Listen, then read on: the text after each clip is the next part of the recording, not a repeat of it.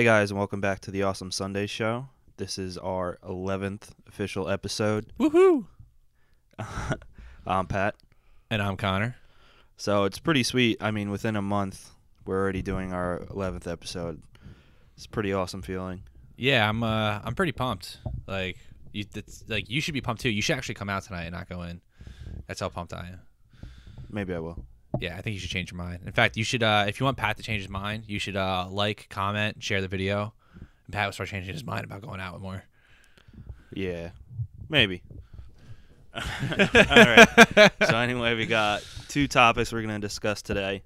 First one, we're going to talk about basically how the format for the directors of the DC Extended Universe, which is what they're calling their cinematic universe, and then the MCU, how they're set up and the guidelines that directors have to follow and stuff. So basically, Zack Snyder said for the DC Extended Universe, it's more of a sandbox, and they give the directors and writers like an outline of what they want and what they have, what it needs to lead up to, and then he kind of lets them have free reign otherwise. And then Marvel, on the other hand, basically has this strict, planned out guideline that, it has to follow an extreme continuity and closeness to the overall plan. Which one do you prefer, Connor? I don't really know. That's kind of one of those things only time will tell because neither of them are finished yet. One is already well done into what they have planned out and what they're executing, and the other one is just starting. My thoughts on it, I guess, if I had to choose, as of right now, I like the MCU way better because it's really cool watching these characters be introduced and evolve. Right. But the one benefit that I think that the DCU has is having the Star Wars feel to it. I mean, and what I mean by that is, but the sandboxing treatment, how they're just kind of jumping into this universe that's already there. Like Superman's the newest character, but essentially everyone's kind of already there. Right. If they want to do 10 years down the road, if they want to do a prequel movie, they can. Kind of like how Star Wars did it. Right. I mean, I hope it's much better than Star Wars, but it's gonna be. But, yeah. I mean, better than the prequels. That's better than Star Wars. That's a prequels. given. So I kind of don't really have an answer. It kind of as of right now, I think Marvel's way is better, but like I said, only time will tell. 15 years down the road, it's like, oh hey guys, we have a Batman prequel movie in the works to the Ben Affleck Batman Superman movie, and imagine the hype you'd get at that at Comic-Con 2030 or whatever. That'd be it's a good way of looking at it. Yeah, I think it's they both have their benefits, but they're going for different things, which I think that the DC universe's plan is basically it's better for the writers and directors. It's a little bit more relaxed. Yes. It gives them more control over the project instead of basically just having their executives breathing down their neck, which is what Marvel's kind of known for, and which has ruined a lot of relationships for the directors and even basically caused Joss Whedon to leave. So I think the freedom, or a lot more freedom for the directors of DC movies, definitely going to benefit them. But Marvel has shown that they're extremely successful with the plan they have, and it benefits because they know what they want to accomplish. They have it planned out. Kevin Feige has it planned out basically till 2030. So it makes it easier to follow that plan, but it's a little more stressful, which I can understand. Disney and Marvel execs are not, they really engage in pressure and pressure everyone to get done what they want. Well, I think it's more of Marvel than it is with Disney because so far from what I heard with Star Wars, which is now a Disney property, the experience on that, besides Harrison Ford breaking his ankle and J.J. Abrams breaking his back, that was the only really hiccup in production. Yeah. That supposedly, as far as I know, went very smooth, and there was a lot of free reign there, and which was kind of the opposite with the prequel trilogy with Star Wars. So I think it kind of just depends. I think it's more of the Marvel executives than it really is with the Disney people. Which, I mean, Marvel is Disney, so Yeah. Yeah, that's why I was kind of including that, but that's a good point. But yeah, I think they both have different benefits. One, but either way, the fans win. I yeah. mean, it's good to have an overarching plan that you already have figured out and every step to get there. But it's also good to let the directors basically have free reign. They want to build this type of sandcastle over here, as long as it matches that sandcastle over there, it's fine. Mm-hmm.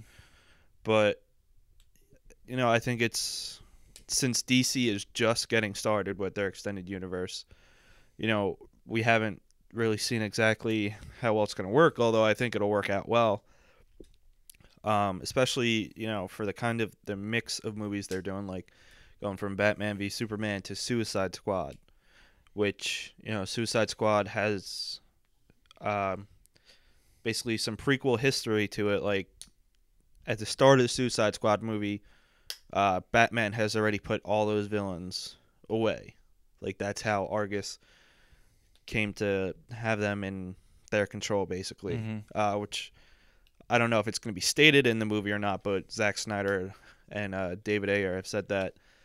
And then so Batman's established, his relationships are already established in the movie, but David Ayer can take it as he wants, basically, and can put it in or take it out or put in as much background into it as he wants without having to follow a strict guideline to make every scene have this, or this. So yeah, so essentially they kind of they're doing what the directors are doing what they want for the most part. For the most part. I would say it's probably like 75% or maybe 80% what the directors want.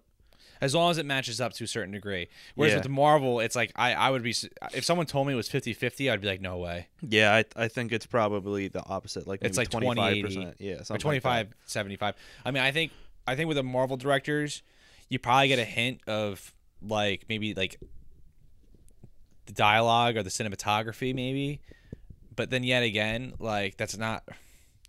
Marvel's really known for the smart writing, but like there hasn't been, like, besides the exception of the Avengers, and like the Iron Man movies, maybe to some degree, the cinematography is kind of just, it's there. Yeah, it's kind of all the same. Yeah, Mostly blends into it. like it's not, and that's not saying it's bad. It's great for the movie. It's just I mean, it fits the style. It's but very it's no like stylistic. there's certain movies like you watch Lord of the Rings, you're like like you can stare at a pause scene for a half hour just because how beautiful the scenery is. Yeah. And like Marvel, like that's not what Marvel's going for, which is fine. There's nothing wrong with that. But I mean, so you can't really, so like I can see where the directors maybe get frustrated because you only get maybe a little hint of their style when it's really like it's the Marvel style. Yeah, it has to fit the Marvel style, and the cinematography, the way they're doing it, fits basically the content of the movie. It's not the most artistically stunning thing. Like, it's not Christopher Nolan. It's very comic booky though. Like, yeah, it's comic booky, it's like which one is panel to another. just how it should be. Yeah. It's not like Breaking Bad cinematography. It's not Christopher Nolan Interstellar cinematography or anything, but it fits what they're going for and it works well. You don't need every superhero movie to be like have every scene be like a painting, or No. it doesn't need Lord of the Rings cinematography. It basically just has to complement the action that's going on. Right, and then the Marvel movies have done that phenomenally. Yeah, they have. The action's never incoherent. No, it always makes sense. It's not. I mean, here and there it might be a little unnecessary, but it's never like. It's never like I'm never like I problem. didn't see that punch. Like, as much as I love the Nolan movies, sometimes like with the fight scenes, I'm kind of like, wait, what? If they're Dark Knight Rises, as much as I didn't really like that movie, I can say they got the action right. Yeah. But like even with the Dark Knight, it's like, what's happening? Like, especially Batman Begins with the shaky cam. Oh Yeah. God, it's like unbearable. Yeah, thankfully he evolved to make that a little bit better, and thankfully that's how the Marvel cinematographers work. They work a lot better than that, and I think that with every script of each movie, Marvel basically the writers will come up with one draft, then Marvel will say, all right, you got to put this in here, put this in here, put this in here, change this because it needs to fit this for this movie coming up. So basically, it's they really do have to follow like a big outline, whereas maybe DC's scripts they're like, okay, as long as all this leads up to this, you're fine. Like, do whatever. I mean, obviously, DC might want some things changed, but probably not as much as Marvel wants it. Yeah, I mean, we can always. It's all hearsay, though. Yeah. I think part of the reasons why Marvel has such a heavy hand in the control is because of how successful they are. Like DC, I feel like maybe could change because I think about it. I mean, how much freedom Jon Favreau had in Iron Man compared to how much freedom the other directors or Joss Whedon or had with the later Marvel movies. So let's say Batman v Superman is enormously successful, like more than they estimated. And Suicide Squad is a big hit. It's like a surprise hit because let's admit, if Suicide Squad is a critical and commercial box office success, that's kind of a surprise because people aren't really expecting this to be. Yeah, it's a lot lesser known. Not saying it's not going to make money. Like group. Oh yeah, no, it'll make money regardless, especially depending on how well Batman v Superman does. I mean, people are gonna go see it for Will Smith, Jared Leto, and then like Margot Robbie, and basically for their characters. Yeah, more so than they know it's another Joker movie. Yeah, there's hype for that. But like, I mean, if it goes overestimates and then and David Ayer's a good director. I mean, besides the movie Sabotage, I mean that movie. I don't know if that was 100% him though. I mean, I love Arnold. But I mean, Fury was excellent. I love that movie. No, he's a great director. He's definitely proven himself. I'm hoping it's a good movie. But it would be a surprise. So like, I think if those movies were more successful, like more than what DC anticipated, kind of like what happened with Marvel. Like Marvel didn't, I don't think anticipated the amount of success that Iron Man was going to be. Yeah, because considering if you hear stories about production with Iron Man 1, it's like Robert Downey Jr. would go to set not knowing his lines for that day. Like they hadn't even had the script finished. It was like done ass backwards. Yeah, basically, and you know what? They managed to pull it off, and that's an amazing movie, and it's a good thing. Robert Downey Jr. is a great improviser. Yeah, and like throughout every movie he's been in, he's always thrown in something new. So it worked out well for them for that, but somehow it did. There was something there. There was something there, and that's from the crew, the cast, and like Jon Favreau.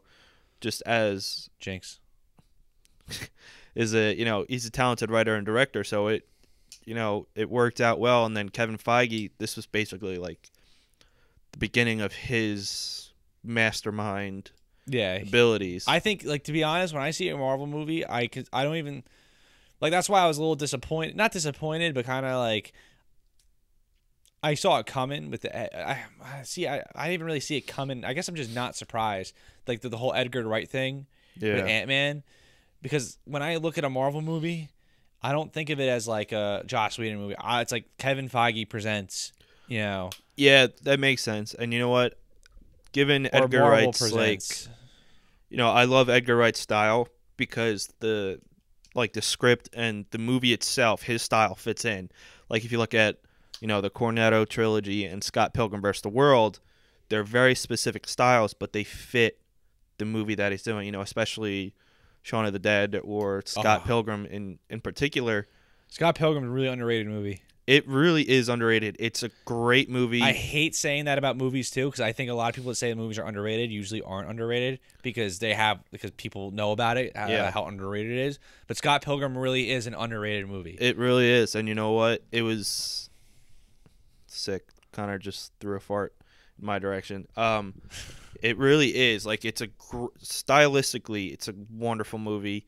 And, it's a shame that it wasn't a box office success, but now it's a cult movie. But I don't know if his style really would have fit well into the Marvel universe. Do you think that's what Marvel was afraid of? Maybe, because it... Do you think that's like, this not... Like they knew it's a talented director, but do you think behind the scenes with Kevin Feige, it's like, None of these guys' movies was a massive success. But granted, though, a lot of the directors they had did not have massive successes. Right. I think that Edgar's personal directing and filming style probably didn't. I don't think the cinematography and the editing would have been the same as with the rest of the universe. Yeah, they like the executives, which probably would have been a problem. Kevin Feige probably looked at that and said, "We need that. We're literally on a money train here. Like, not saying it's not his talent. Obviously, the guy's enormously talented, but it's like, there's people that don't really read comic books, but know when they see a Marvel movie, they're going to be entertained. Is this stylistic change gonna, change their mind?" Yeah, you know what? That's right. That's what I think, and I think that, his style. Why I would have loved to see an Edgar Wright Ant-Man movie. I think it would have been great.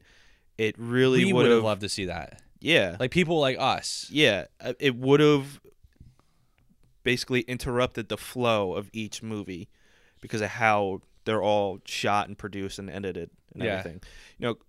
Especially with like a lot of the jump cuts. It fits what he's done in the past, but I don't think it would have fit well in the Marvel universe. Right. And like that's why I think the more and more I think about it, like, while yes, I agree, I would have loved to see an Edgar Wright Ant-Man movie, but like down the road would it have been like the black sheep of the movies, whether it was good or not? Like because even with like the Incredible Hulk, even though it's weird that it's Edward Norton, that movie still kind of fits, and Marvel hasn't forgotten about it.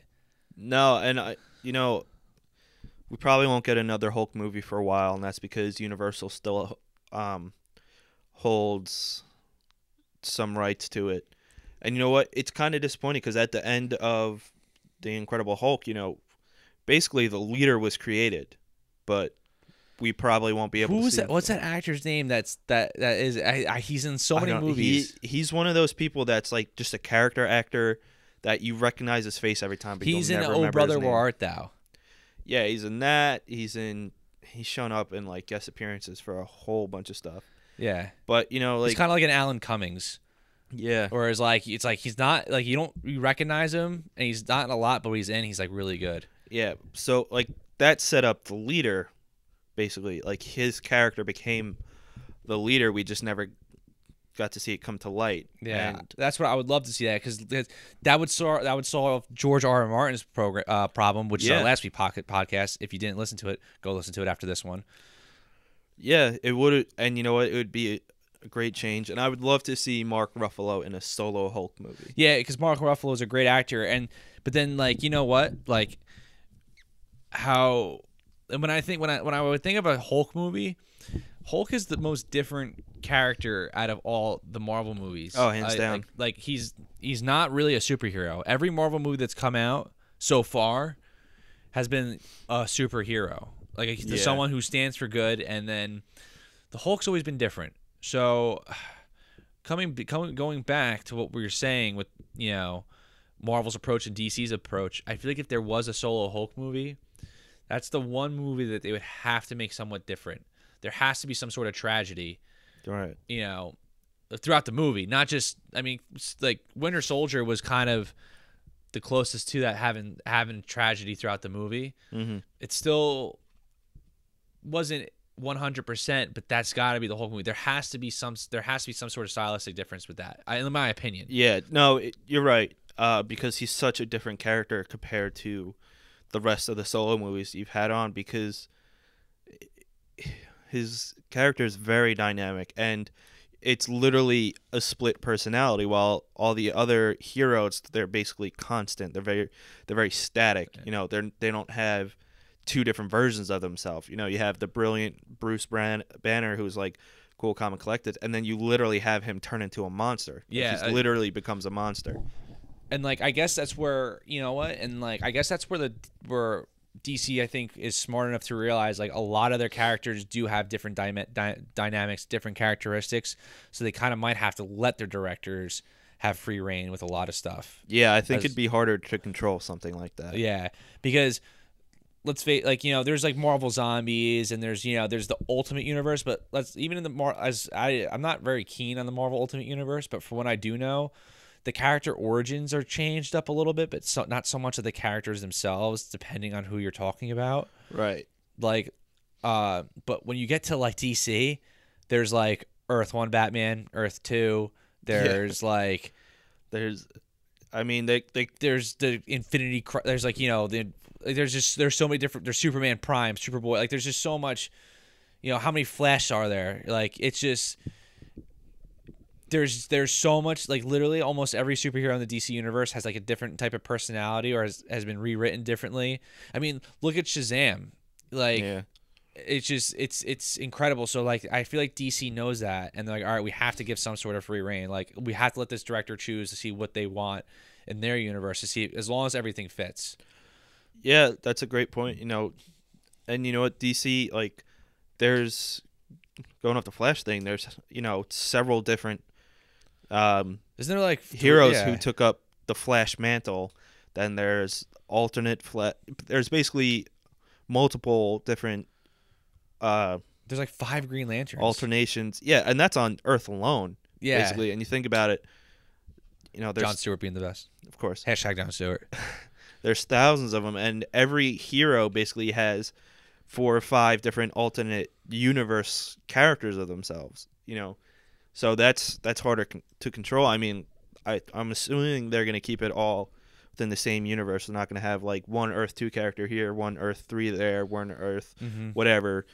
But yeah, each character for the most part is very different from each other, and especially the Suicide Squad, because that's literally just like a bunch of random people thrown together. You got a couple psychopaths. You got Killer Croc, who's basically another monster. Then you got some human characters. You got Deadshot, who's just like the perfect soldier, basically.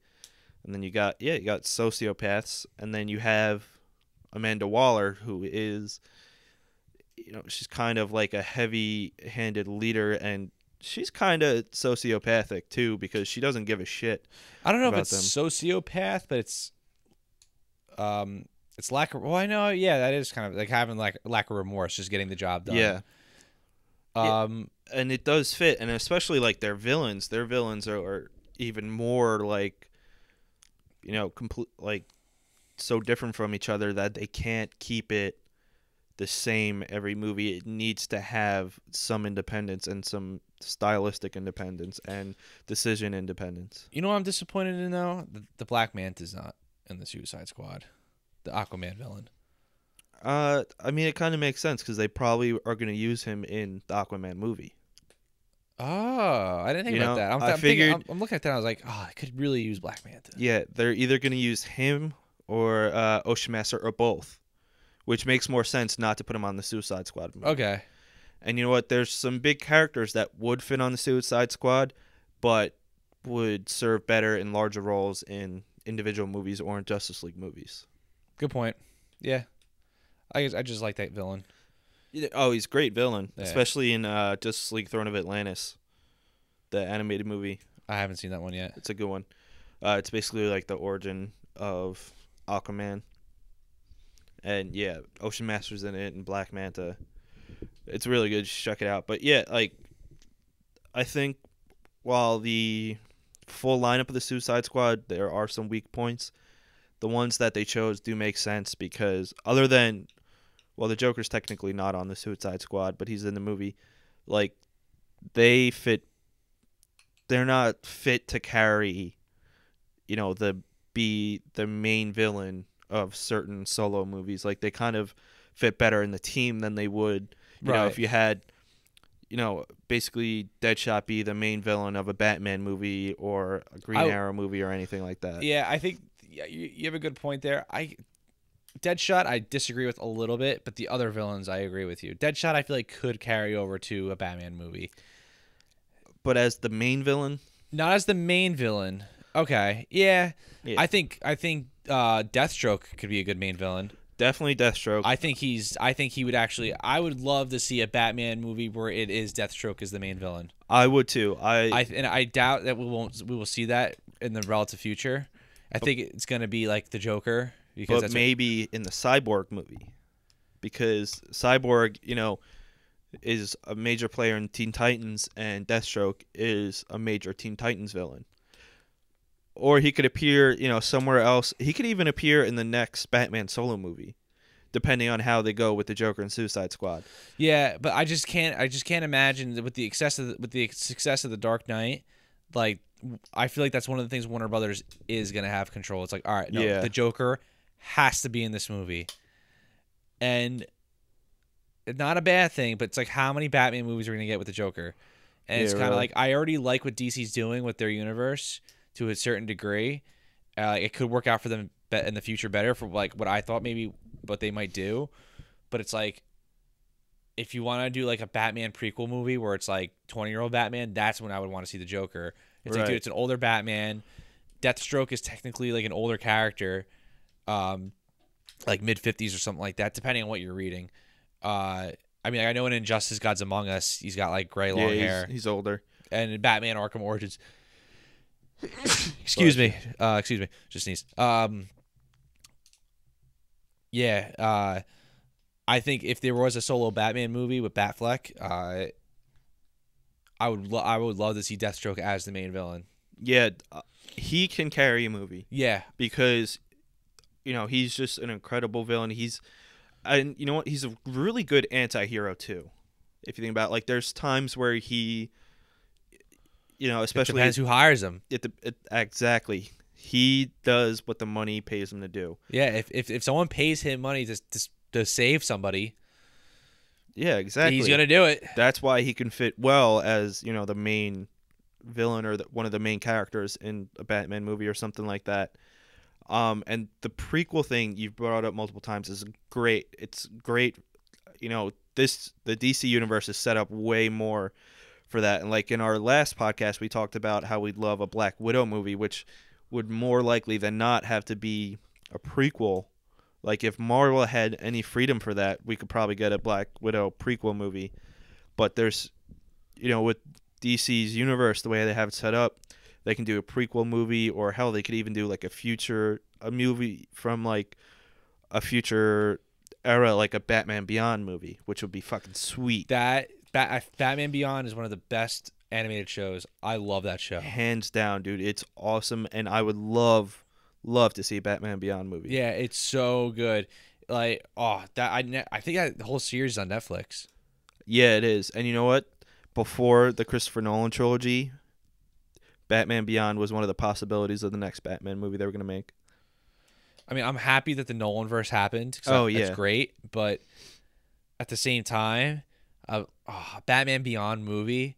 It would be awesome. The Batman Beyond movie, Return of the Joker, is awesome. It is. It really is. And you know what? Terry McGinnis is a great character. The new Bat suit is awesome. And that whole, era, whatever. I mean, I love Bruce Wayne as Batman, but like if there was a second, I think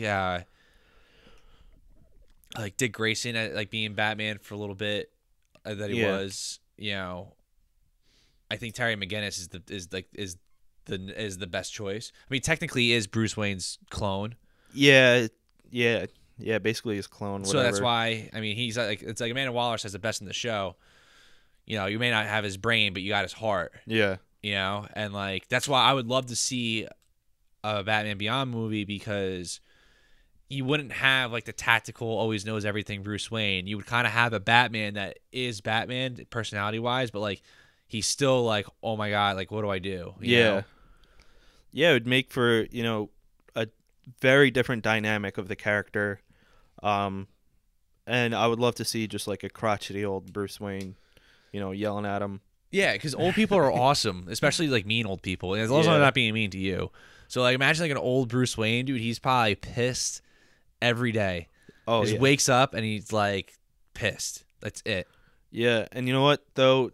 That's a great point you made about this universe. It affords the freedom for something like that to happen without interrupting what they're going for already. Like whether they do something like that or a prequel. And that's an advantage the DC sandbox method has over Marvel's, tightly woven, strict outline they have. Right. And like if they did a prequel Batman movie, they could even have a younger version of Batman. They could show him at different points in his career, like maybe after Bane breaks his back and somebody else has to take up the mantle, whether it's Dick Grayson or John Paul Valley, or even have Red Hood sneak in there and randomly put on the Batman mantle as he's done before. And you could see more Robins, you could see more allies, you could see a Barbara Gordon who's not in a wheelchair. Oh yeah, not an Oracle, Barbara Gordon. Yeah, which would be great. And I think hopefully DC has something like that in mind, or keeps that freedom in mind and has something planned for the future, which would be really awesome. And they could do something like that awesome for basically any character, but I would love to see it more for Batman than anything. Or if they do like the next Flash movie they do after this coming one, throw in like Wally West or Jake Garrick or something in there. And that is the advantage DC has over Marvel, that without a doubt. Like Marvel would have to make a whole different, I don't know, to pull that off it'd be really challenging for them because they'd have to really sidestep their plan. Yeah, it's like with all those ideas in mind, it's hard. I mean, like I don't know if Marvel would break that, and I don't know if I doubt it. Yeah, like if anything, like if they wanted to do something for the Black Widow like that, they would probably do it like each of the next movies she'd be in, like show a little bit more of her history, like they started to do in Ultron, right? Instead of giving her like a solo prequel movie, which I guess isn't bad, but you don't want it to take away from the main story anyway. The only way I could see Marvel like really like 100%, all right, we have to change something, is it when they get their first flop. Yeah, it's gonna happen. I mean, Iron Man 2 was kind of a flop, but not a huge flop. It was just not really. It didn't meet expectations. Yeah, financially and critically. I mean, critically, it still holds like a 70-something on Rotten Tomatoes. It's not bad. I mean, Iron Man 3 has like a 70-something, but commercially, it did amazing. I think I could have sworn it did worse, but you might be right. I might be thinking of something else. Either way, yeah, a flop would make them. Like I'm talking about a flop, like Green Lantern flop, like. Well, hopefully they never have one of those. Hopefully they. I mean, it's gonna happen. You're gonna have like a Marvel movie that's like, this is it, the first Marvel movie that's not good, and then the next one, like people are gonna be like, oh well, it's good, but it's kind of like the last one, or it might not be good either. So that's when you're gonna see Marvel be like, all right, we have to change our game. Yeah. If that happens, I mean, I think it's gonna happen eventually. It may not happen in Phase 3, but when there's like a Phase 4, Phase 5, whatever, it's gonna happen. Yeah, I mean, I hope, it doesn't for a long time if it does. But if it does happen, I hope it makes a huge change that would make Marvel change their plan just a little bit, just to afford some more freedom to what they already have established. Yeah, Iron Man 2 did all right. But, yeah, so I think that what they both have planned for the universe is going to work out well for them. But, time will tell. I mean, Marvel's already had success with it. There's no warnings that they won't continue to have success with it, especially for, their planned lineup of movies. And DC's just getting started, so they will most likely be very successful in it too. Yeah, I mean, it's just like, listen, no matter really what happens, like, we win. Yeah. Unless every movie that comes out from this point forward sucks really bad. Like, and even if they change things suck. Which won't happen. No, definitely not. Like, we win. Doesn't matter. Yeah. Yeah, and you know what? Fans will win, actors will win, because they'll just start getting more money. And then, I mean, actors look for that. They look for roles in comic book movies. Yeah, because they know they can make money, and it could either kickstart or like reinvigorate their career. Yeah, I mean, we brought up Chris Evans last time, but I mean, like, I think he's kind of the prime example. Like, after Fantastic Four, like what else was that guy gonna really do? Or even better yet, Robert Downey Jr. Like, sure, he was in was it Kiss Kiss Bang Bang? Yeah, But I don't. that would not have given him, would not have put him in the position he is now as a result of Iron Man. I don't think Iron Man saved his career, but it definitely made it. It brought it much back. Yeah, it brought it back like full force. Yeah. And like but that's why I think Chris Evans is a better example, because I think that guy wouldn't have a career. Right. And like that's a shame to say, because I think he's a great actor. He was awesome in that movie Snowpiercer. Did you see that? I didn't, but I heard great things. It's so good. It's such a good movie, and you know what? It's like, it's not like an action movie. Like he has to he has to deliver, and he does. And the director even said that he was wary of having that movie Snowpiercer, because technically it's a foreign movie, but everyone speaks English, kind of like that movie Zombie. If you guys know what I'm talking about, probably Cassidy does, but the director was like, I don't really want him on there because he's big and bulky. He's like Captain America, and everyone in that movie is supposed to look like they're starving. Right. But like the director was like blown away by his audition. He's like, yeah, I put him on there. Yeah, Like, he's a great actor, and you know what? I don't think we would know Chris Hemsworth without Thor. no, Think about it, because he was on Australian soap operas. He hadn't really done anything in America, that the American population would have known had it not been for Thor. yeah, and then he was in that that really good movie. What was it, Rush? With Rush. yeah, Directed by Ron Howard. Then he's been in Black Hat, which apparently was disappointing. But he's up. Oh, he was in friggin' Cabin in the Woods, which was yeah. But I think that was shelved. I think that was before Thor though. He probably was already cast as Thor by the time they did it. Probably. But yeah, that, and then he's gonna be in that new, it's like a Moby Dick movie that's coming out. I forget what it is, but he's the lead in it.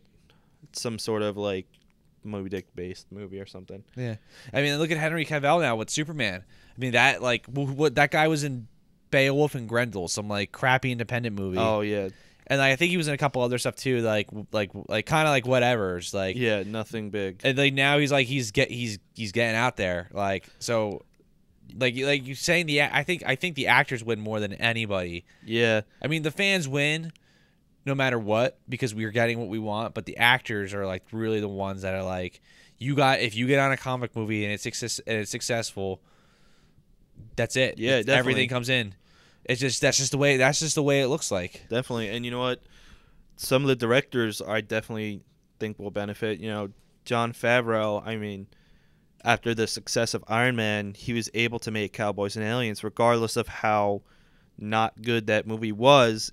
He was able to do okay. It was, yeah, it was okay, but a concept like that, he probably wouldn't have been able to get made without Iron Man. And he's been able to sink back in to like smaller movies like he did with Chef. Yeah, which I mean, I haven't seen Chef, but you told me it was really good. It's a very good movie. Robert Downey Jr. is even in it, and Scarlett Johansson. So he's been able to get like more relationships. He's gonna have he has more opportunities now than he already did. I mean, because if you think about it, he did a couple independent movies. He wrote and directed himself. Then he did Elf. And then Iron Man. Elf is awesome. Elf is awesome. Iron Man put him on the map, like for most people who didn't already know him. And, and the Russo brothers, it brought them from successful TV directing careers to helming one of the biggest movies, in recent memory with Winter Soldier, and then Civil War, and then to the next two Avengers movies. Their career has taken off like they're set for the rest crazy. of their life. Yeah, they are going to get amazing opportunities like nonstop. People are going to beg them to direct their movies. Yeah, which is great. So like it's really like no matter what the approach is, from a linear timeline to open sandbox, it's just we all win. So I mean, who really it's at that point, like, who really cares what does what, as long as it's and you successful. know what, with the sandbox, like, the directors of DC are going to benefit a lot because they really get to show off their style. Like, if you I think think about that's it, why Joss Whedon said he wanted to do a Wonder Woman movie. Yeah, and like you think about it, Zack Snyder has a very distinct style to all of his movies, and whether you like it or not. Yeah, whether you like it or not, and it works. It works and it doesn't work, depending on the movie. It's been kind of back and forth, but it affords him the opportunity to show that off. David Ayer has a distinct style, and then the directors, anybody else who will join the universe will be able to show off their style and do their cinematography a different way than most of the Marvel movies can. But still, for both sides, it sets up huge, positives for the actors and the directors. So whatever approach it is, I think it'll be successful for both of them either way. Yep. Same. I feel the same. All right, we're going to take a little break. So just hold on a minute. Hang tight.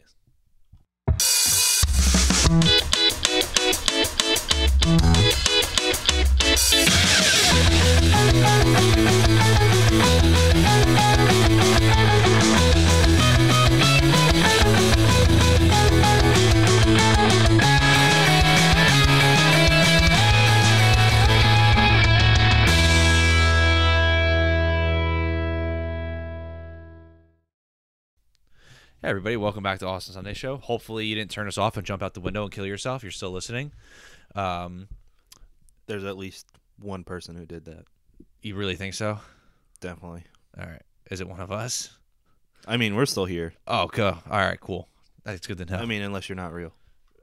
Unless Are you Tyler Durden right now? Oh, dude, don't even. That's crazy.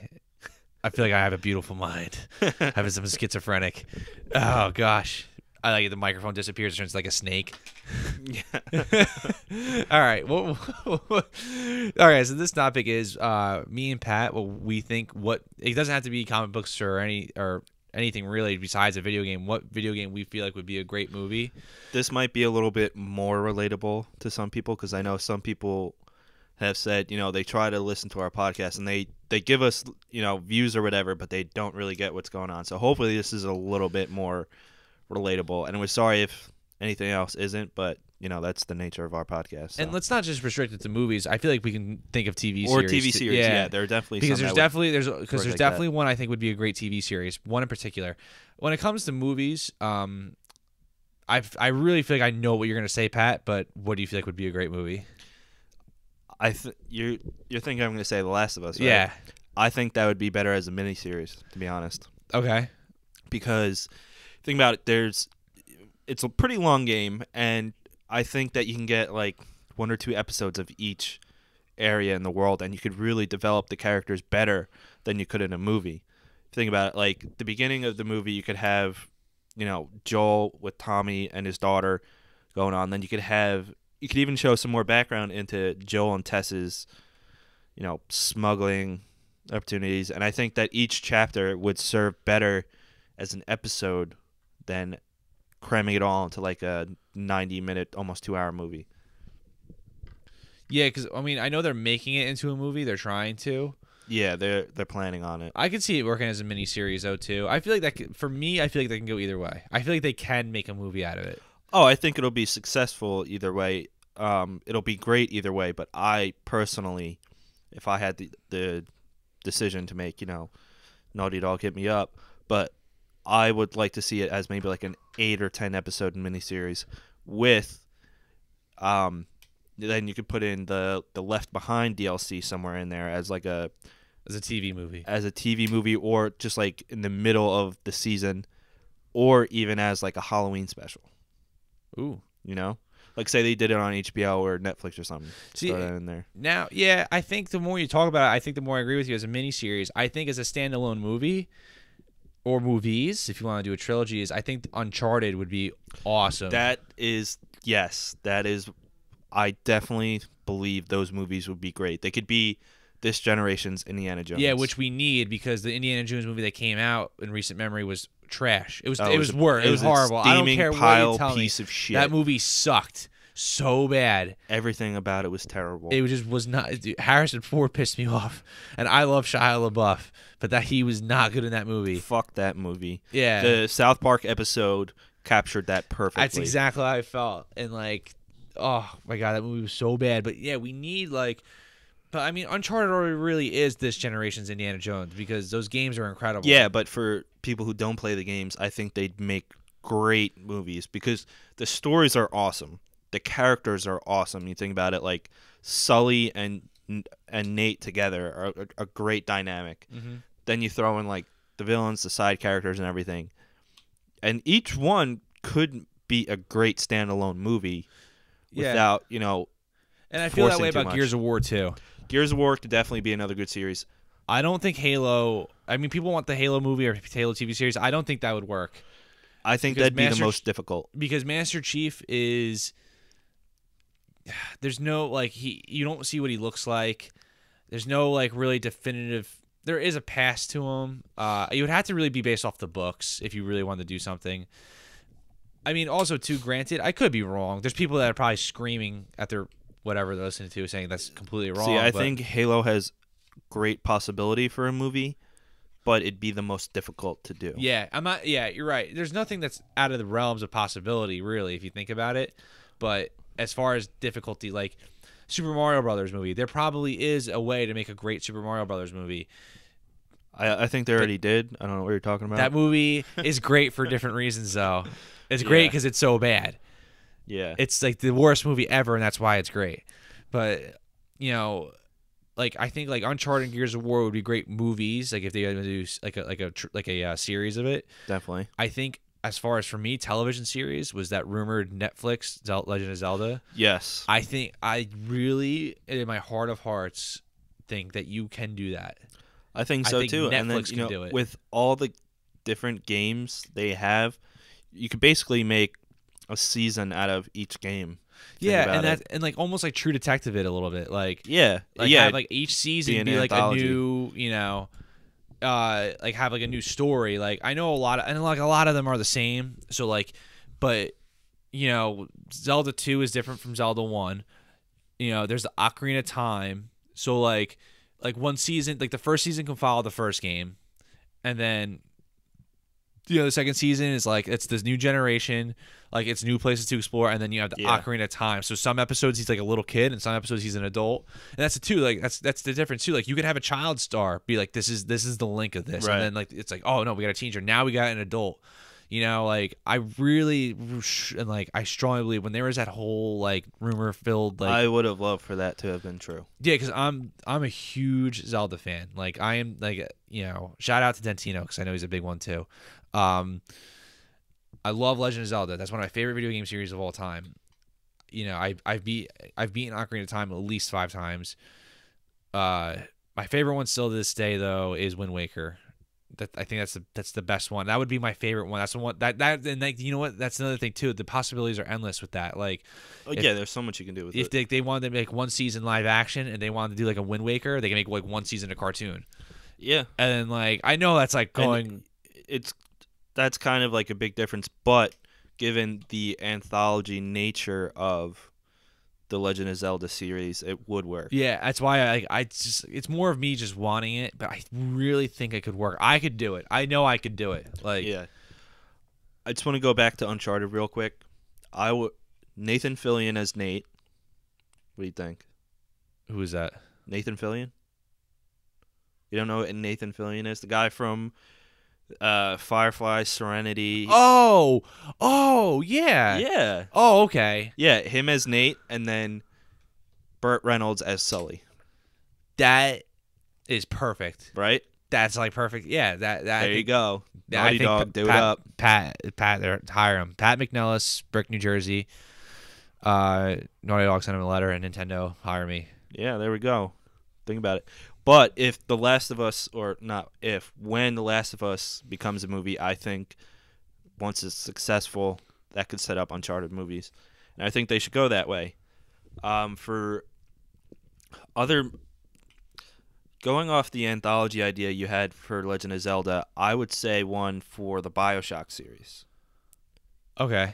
Because you could have... Technically, Infinite is sort of kind of a prequel to BioShock 1 and 2, or if they even made a movie, whatever. I'd rather them just do the regular BioShock. I mean, I liked Infinite, but... Yeah. I mean, both of them would work, but, you would premiere with Infinite. You could probably get like if you were due to like a miniseries, maybe like 5, 6 episodes, something like that, or just like a 90-minute movie would be fine, and then do BioShock 1, not BioShock 2, because that game was like really disappointing. But I loved it. But But I'm also I know I'm the minority for that one. yeah, or they could even do it. They could definitely make it an improvement. Story wise, it was not a disappointment. No, gameplay. Yeah, it was a good game, but the BioShock, whether they did them as movies or like another small anthology series, I think would be cool to see. Yeah, I think you're right about that. I mean, it's just like there's so much to it. Like it really comes down to opinion when we really go on a topic like this. Yeah, like what we think. Except like there's very few exceptions. Like Legend of Zelda would not work as a movie. No, it just definitely wouldn't. Not. It needs to be a series. It needs to be a TV series. Gears of War, I think it can go either way. I think it would work better as a movie though. But then yet again, like someone might have a really great idea out there. I feel like when it comes to Nintendo games though, it's really hard. Like unless it's already kind of anime-ish. Like the Kirby anime series was well received. I think there was an F-Zero series back in the day that was kind of mixed received. Like Nintendo used to really be like I remember around the GameCube era they were really some of their properties were like kind of like making it into anime. Right.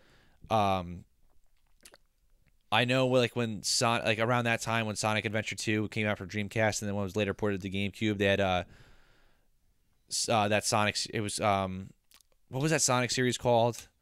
As the most recent one. It was like 10 years ago. It was really popular. I honestly couldn't tell you. It was like that's when like video games are like that was I feel like the highlight of video game cartoons really, because that's when they started getting good and then they kind of just fell off the face of the earth like that. Yeah. And then it brings me back to something I've said since we started doing Super Smash Brothers Nights. I think Super Smash Brothers would be a great cartoon series. Yeah, if they were able to make it like Avenger style. Yeah. Jesus, I don't know if the mic picked that up. I hope it did, but that was like a nasty ass fart by Connor. I had Mexican raviolis tonight.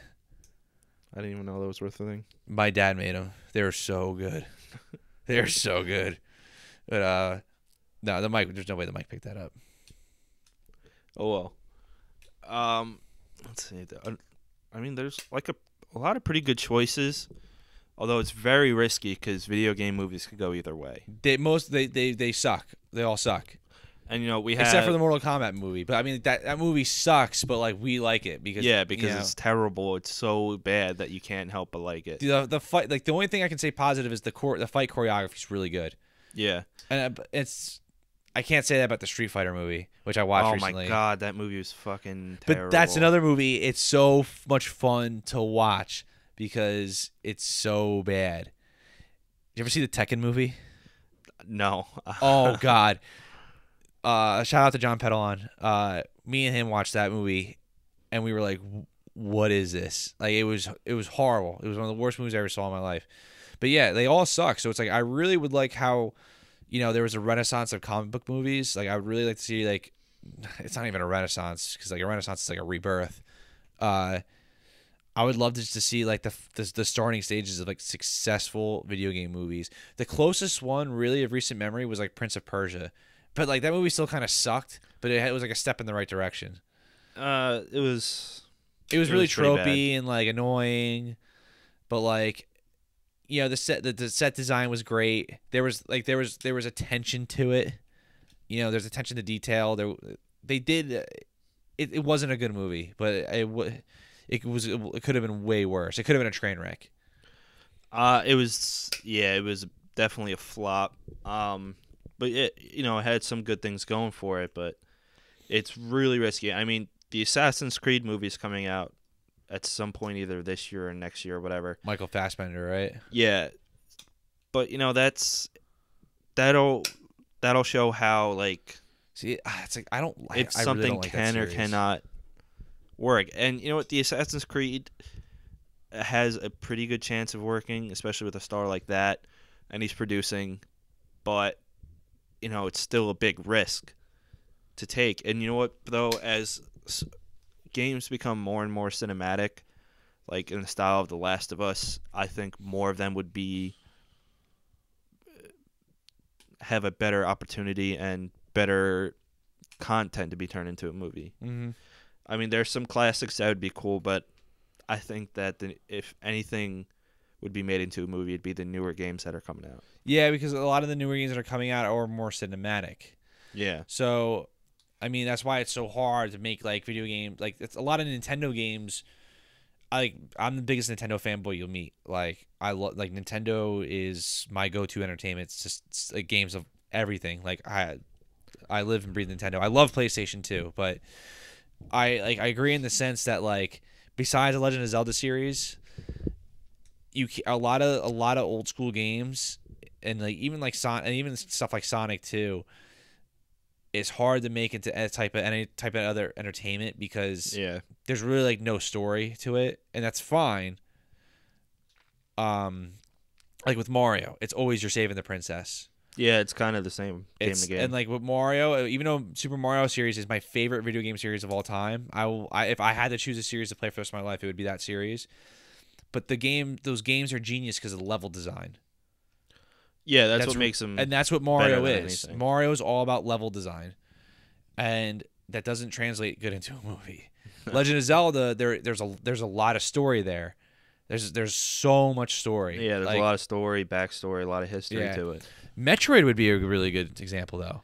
Yeah, I'd be interested in seeing that. I think Metroid would be a really good TV series. I don't know if it would work as a movie.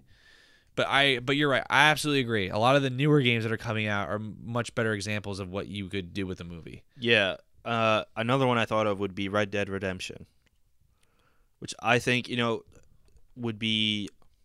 It could go either way as far as movies or series go. Maybe like an HBO show or something like that. Because, like, I don't know if you've ever seen Hell on Wheels on AMC. No, but it's kind of westerny, and that was pretty good. Is that still going on, or is it canceled? I honestly don't know. I only watched a little bit of it. But I think that Red Dead Redemption would be really cool. And then, as another, like, Halloween special, do the Undead Nightmare Red Dead Redemption as, like, a bonus episode or, like, a little short release or whatever. And then that'd be baller. It would. And then, maybe have Josh Brolin as the main character. I don't think he would ever do something like that again, because you ever see that movie Jonah Hex? Well, yeah, that movie was awful, but that was technically a comic book movie. Technically, but, like, the thing is, though, like, the setting is similar, but just the fact that it's from, like, when Jonah Hex came out, the comic book movie medium was not really well respected. No. Not that movie was... There was The Dark Knight. Like, The Dark Knight pretty much changed everything. I think the movie did come out after The Dark Knight, but it still was at, like, a time where it's like, all right, like, it's just kind of the train kind of keeps starting. So I don't know. And Josh Whedon's like doing like doing Marvel. Now he's Thanos. Yeah, he's definitely served better as Thanos. I don't like. I mean, it didn't help that movie cast Megan Fox as one of the main characters. Yeah, but I love her though. Not for her acting skills. Yeah, definitely not for her acting skills. But yeah, I think that would be cool because when you picture like an actor who could play a good cowboy, I think Josh Brolin, especially for John Marston, they kind of sound similar. I think he could pull them off really well. Or going back to The Last of Us, maybe even Josh Brolin as Joel. See, when it comes to Last of Us movie, I would want Troy Baker to play Joel. See, I would too, but he has said that he doesn't want to play Joel if the movie gets made. But if he doesn't play Joel, he could always play his brother, Tommy. Oh, yeah. Which I think, to still get him in would be good. But he is explicitly stated, he said, any adaptation of Last of Us, he does not want to be Joel because he does not think he could pull it off. He actually said... That's bullshit. He actually said he would want Josh Brolin of all people. He said that on the Indoor Kids podcast. That's who he would want. See, like, I think Troy Baker, that guy has so much talent. He is one of the best voice actors, but the thing is, though, he's a great actor. He is, but he doesn't really get, too many live performances. I mean, now with the way video games are going with like motion capture, he's better able to, Technically, he acted with Kevin Spacey. Yeah, it was like a motion capture type thing. So, like, the more the motion capture gets in, the more of a real full-on acting performance it is. And Troy Baker is extremely talented. He's a extremely talented voice actor. I think he can be a great actor. He's also really musically talented. But yet, I don't think he'd want to be Joel. Yeah, all right. I mean, I would. Plus, he's kind of him. young to be Joel. Think about it. Yeah, but dude, give him makeup. Come on, you can make anybody look like any age. True. That's see, like I would want him. Like, dude, I would have Troy. That guy, I would cast in any movie I ever made. Like if. Oh yeah, hands down. If I ever became like a big shot director, I'd be like, yeah, I don't really care if you don't want to do it. Just come on my movie. Yeah. Here's $30 million. Will that change your mind? Yeah, seriously. I'll lose half my salary. Yeah, seriously. But if for any video game or any animated thing or voiceover requirement that I would ever write, I would definitely. He'd be the first person I'd call. Him, Nolan North, and Kevin Conroy, and Mark Hamill. Yep. They're like the big, you know. Some of the best. Oh, and what's his name? Billy West and John DiMaggio from Futurama, I think would be great too. Oh, okay. Because they do so many different voices and they all doing great. But like you know same thing with Troy and Nolan North. You know who's the? You know who guy I would have in all my voice work just because I love the sound of his voice. He was in Wet Hot American Summer. First day of camp. He died. Like he plays the can in the movie. H. John Benjamin. Yeah, and he also is Bob's Burgers. Yeah, and Bob's Archer. Burgers. He's Family Guy. He's the convenience store guy. And Archer, yeah. And and he's Archer. I just because he's the same voice every time. He literally is. But it's just such a good voice to have. Yeah. He was born with it. So like I would have, if I made like a 12 Angry Men video game, like as if that would ever work. Now it would be a good Telltale series. But I would have Troy Baker, Mark Hamill, Kevin Conroy. What's his name again? Nolan North. Oh, H. John Benjamin. Nolan North. Yeah, I would have all the big. I would have all those big video game and voiceover actors as like the 12 Angry Men video game. I know that's a crazy scenario. Yeah, those are all great voice actors, though. I mean, H. John Benjamin probably has the least amount of range, but he'd still be good to have. I don't care. I want him in it. I'm not going to argue that. I would like him in anything, basically. As far as other things go, like, see, there's a lot of zombie games, but I don't know how great of movies they would be. But they're all the same though. Yeah, that's that's the exactly thing, what the problem would be. Like most of them are. I shouldn't say all of them are, but like Dead Rising is Dawn of the Dead. Like it's already happened. Like you can't like. It's not that it's already happened. It's just there's already so much similarities. Yeah. That there's really no point unless someone had like an original idea. I mean, as far as recent zombie games go, I think Dying Light separated itself from like. I mean, it still has a lot of the same elements as other zombie games, but you know they threw in some new things.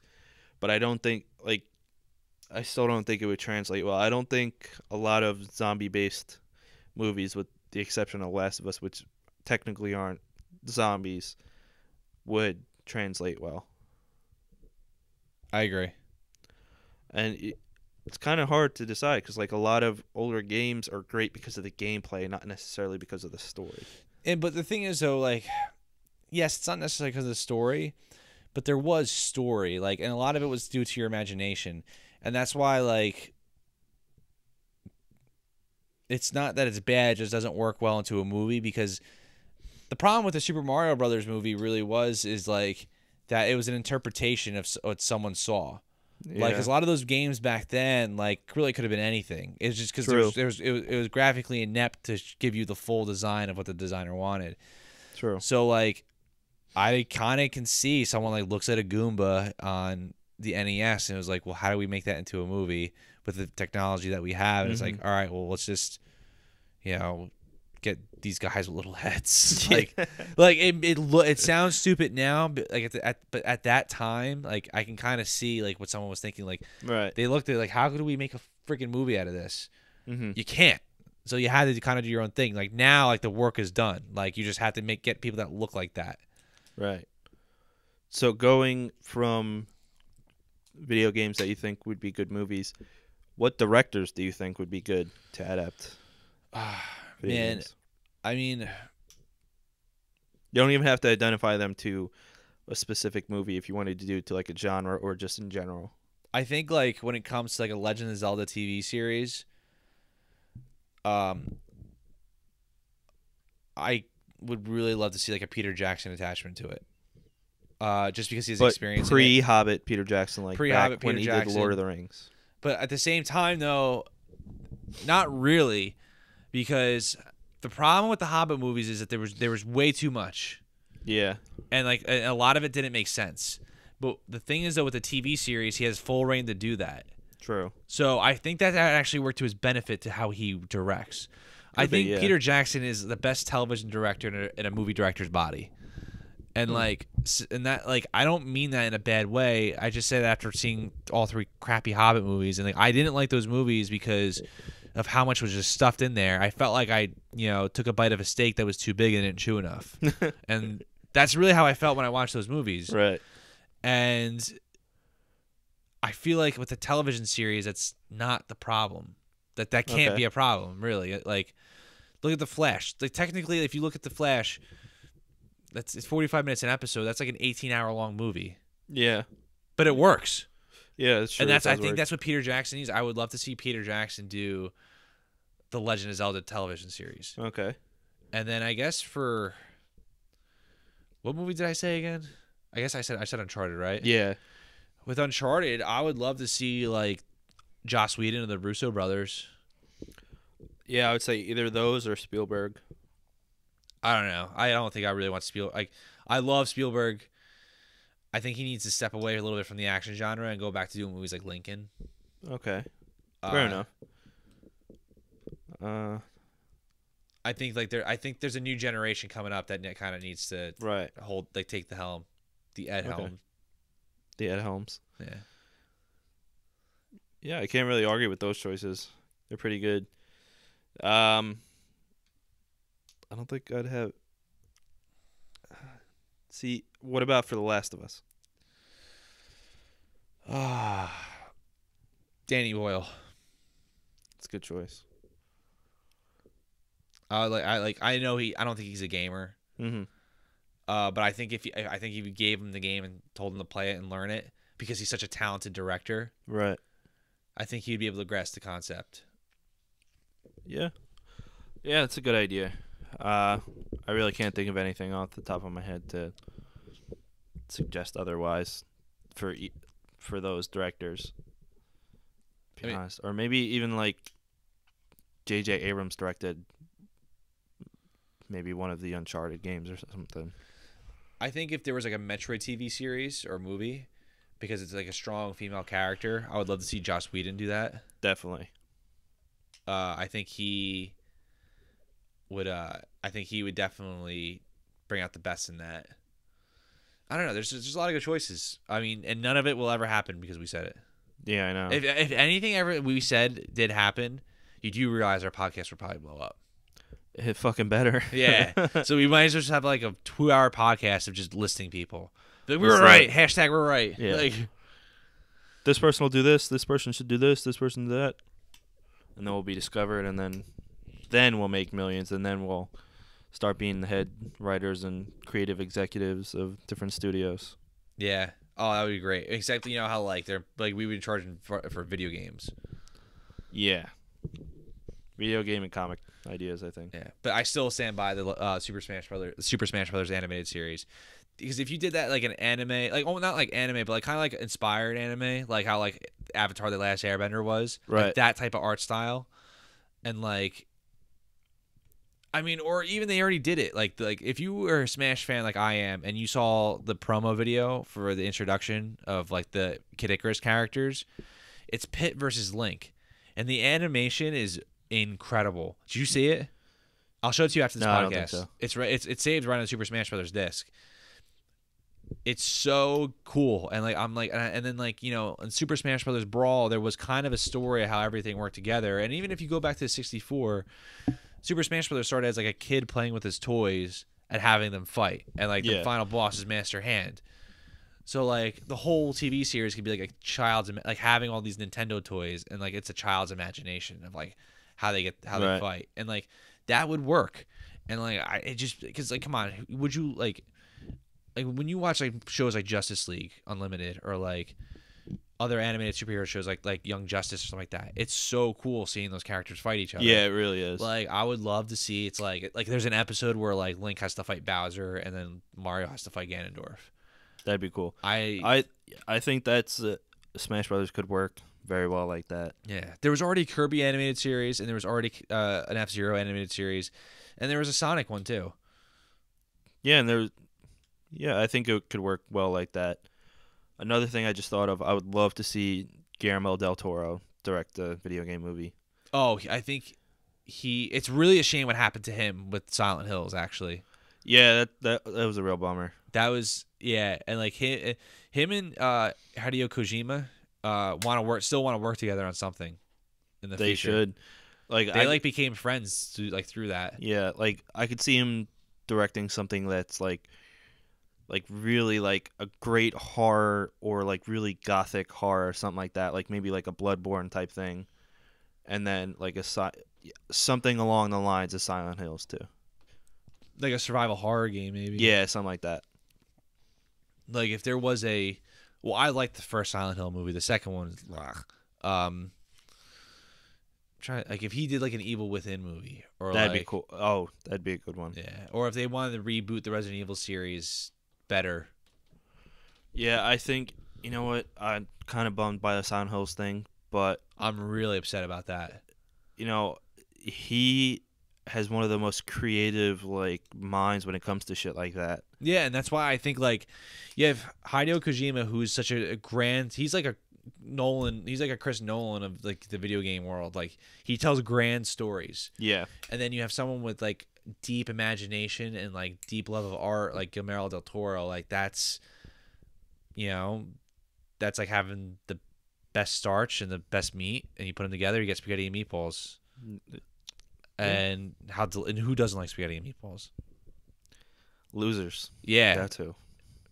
Exactly. If you don't like that, then I don't want to be friends with you. And that literally would have been Silent Hills. Yeah, it had so much promise, without a doubt. And like, PT was a great teaser into it. Oh and, like, man, that was so scary. That game was, yeah, it was creepy as hell. That fucking baby laughing. Yeah, and like not even baby. It was like a deformed like the fetus. Fetus. Yeah, it was. I remember I showed that to my dad, and he was like, "What the hell are you playing?" Yeah. Funny story. I played that game at 3 a.m. for my first time, and I legitimately played it. I was just up late last night because that's what I do, and I'm like, PT, like, what is this? Like, and it was before people realized it was a Silent Hills prequel, which took like less than a day. It was like I think by like the next morning or something, or maybe it was by then. I just didn't see the article, but it was before I realized it was a prequel to Silent Hills. So I'm like, that was like a horror game, and I was feeling pretty confident that day. I was like, I watch horror movies all the time. This isn't scary. So I downloaded it, played it, dude. I had trouble sleeping the next day. That game creeped the shit out of me, dude. I played it probably around the same time too. The lights off in my basement. Hear all these like rickety sounds and everything. And you know what? It's such a bummer that you can't even download that anymore unless you already have it on your system. I'll never get rid of it.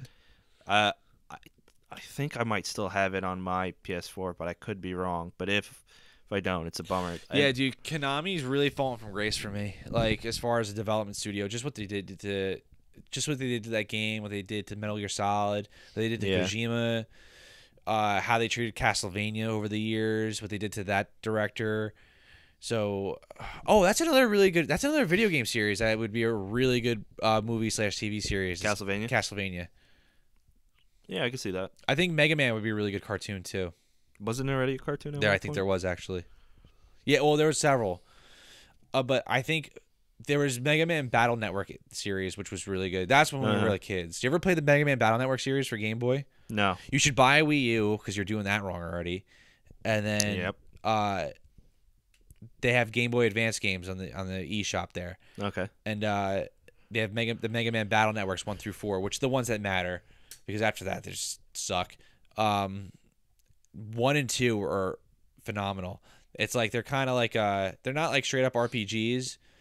They're kind of like action RPGs. Like you could use it's role playing elements, but like you get to move around still, and it's like Right. really good. Yeah, I'll just download them on my phone if they're Game Boy Advance games. you I mean, could I do that should too. buy a Wii U regardless, You but should because you're doing that wrong. yeah.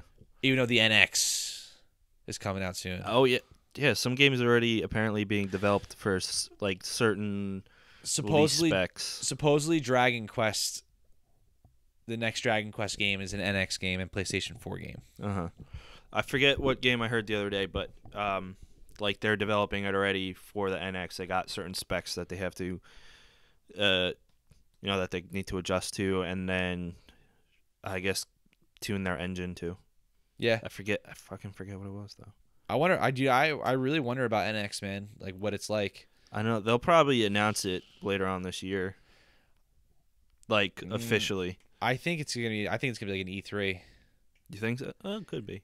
or like a Nintendo Developers Conference or something like that. I think it's gonna be an E3 though. I think it's gonna be like a straight up like Nintendo's probably gonna get back to the press conference. Like this is it. Like it's codename NX. Right, that's true. That's like how the Wii U is codenamed Revolution. Yeah. Or Wii. Wii was codenamed Revolution. That's what I meant. I don't know. I don't think people knew what the fuck the Wii U was. No, and you know what? It's a shame that Wii U is underperformed, yet it's such a great system. Well, the thing is though, like it doesn't make sense to a lot of people, and like it's a shame because, in all honesty, like as much as I love the Wii U gamepad, it's useless. Yeah. Well, for people who love it, it's still great. If you guys have any other suggestions or opinions on what video games should be movies, or anything related to the first topic regarding DC's universe and Marvel's universe and how they operate, just let us know. Comment, like, subscribe, share, yada, yada, yada.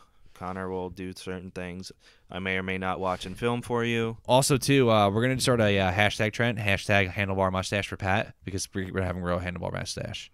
So I'm 100% down for that. So if we get 100 hashtags like trending, Pat will grow a handlebar mustache. I'll do it for less, but then if you get 100 hashtags trending, I'll make sure it grows from my mustache all the way down to my chest and shave my chest in the shape of a handlebar mustache. See, that's really epic. In fact, the more we trend, the longer the mustache will grow. Oh yeah, all the way down. All the way down. Becca is gonna get pissed. Oh, without a doubt. But you know what? Just gonna have to deal with it. I don't care. Yep. So remember, hashtag handlebar mustache for Pat. And we are in the process of getting a third mic. So if it should be coming soon. I ordered it. I didn't get a processing email though. That's weird. So I'm gonna check up on that. Yeah. Like soon. But like we said previously, once we get that, we could start having guests on. So if you want a guest and your name is not Robbie or Evan, just let us know. We'd love to have you on. Also, too, I'm working on getting a capture card as well for Let's Plays. That's a future idea. Yeah, we would probably set up a second channel for that, but that would, of course, be attached to our main channel, and then obviously we'd just post the links to that and upload that whenever. Also, we're getting celebrity appearances, too. Yeah, we're going to have, I think... we're moving to L.A. Yeah. We're going to have Joss Whedon on next week. And Slash is on the week after that. Yeah, Slash is going to, demo an unreleased song he's been working on for a while. Maybe a new Guns N' Roses album. Who knows? And maybe, share some cocaine, but we'll, say no, and then he'll get pissed. Yeah, I mean, I don't Or think actually, he does is he anymore. clean? He's been clean for a long time. Oh, he is? Yeah. Oh, wow. I had no clue. You're a real piece of shit for saying that. Dude, he's probably listening and laughing. Yeah. You know what? Fun fact about Slash, he is a huge dinosaur fan. He's obsessed With dinosaurs. Fun fact. That's so funny. Right. He would be. He should have been in the new Jurassic Park because of how he is obsessed and knows so much shit about dinosaurs. Do you think he knows how to play that dinosaur song, on the guitar? Everyone do the dinosaur. Oh, yeah, probably. Okay, so Yeah, so let's... we're going to stop it there. So, yeah, just expect the third mic, expect more uploads, Let's Play. And if you want to join or have any suggestions or any shit, let us know. And if you made it this far through the episode, I know this seems like a long episode. Bravo, and thank you. You're the best.